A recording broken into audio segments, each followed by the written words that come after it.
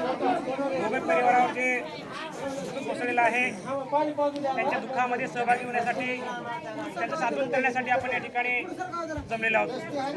सर्वांनी शोकसंदेश व्यक्त केला। या आजच्या प्रसंगी मला आवरून सांगावं वाटतं पोरांनी आईवडिलांची एवढी सेवा केली, आपण काय संदेश घेऊन जावा।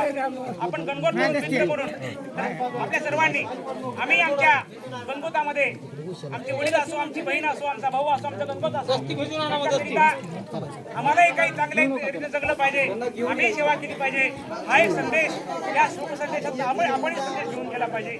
या बापाने एवढ्या कष्टातून मोलमजुरी करून लेकरं घडवले आणि हे असे लेकरं आपलं सुख बाजूला ठेवून, आपल्या गरजा बाजूला ठेवून अगदी लेकरासाठी आपले आयुष्य समर्पित जीवन जगणं आणि लेकरं घडवणं, हे जे जगलंय ते जगणं आम्हा पालकांच्या, आम्हा गणपतांच्या वाट्याला, म्हणजे आम्ही त्या पद्धतीनं आमचे लेकरं घडवली पाहिजे।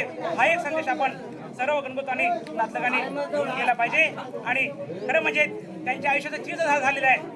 चांगले लेकरं घडले आहेत, माणुसकीची पोरं, दोन्ही पोरं समाजामध्ये आज गावात नाही तर जिल्हाभरामध्ये बळी भोगे हे जिल्हाभरामध्ये म्हणजे फिरणारं व्यक्तिमत्व आहे। सगळ्यांची अडीअडचणी दुःख समजून घेणारा व्यक्ती आहे। राजकुमार भोगे हे मुंबईला आहेत, तेही त्या कंपनीमध्ये आपल्या मित्रांमध्ये पाहुण्यारोळ्यामध्ये ते सक्रियपणे काम करतात। एक मुलगा नातू IIT मध्ये आहे, महाराष्ट्रात पहिला क्रमांक आलेला आहे। ते सगळं बाबांच्या या कर्तृत्वानं, त्यागानं, प्रेरणेनं घडलेलं आहे। किंवा हा संदेश आपण सर्वांनी घेऊन जाऊया। त्यांच्या या संगी आपण सर्वांनी सहभागी होऊया। त्यांना भावपूर्ण श्रद्धांजली अर्पण करतो।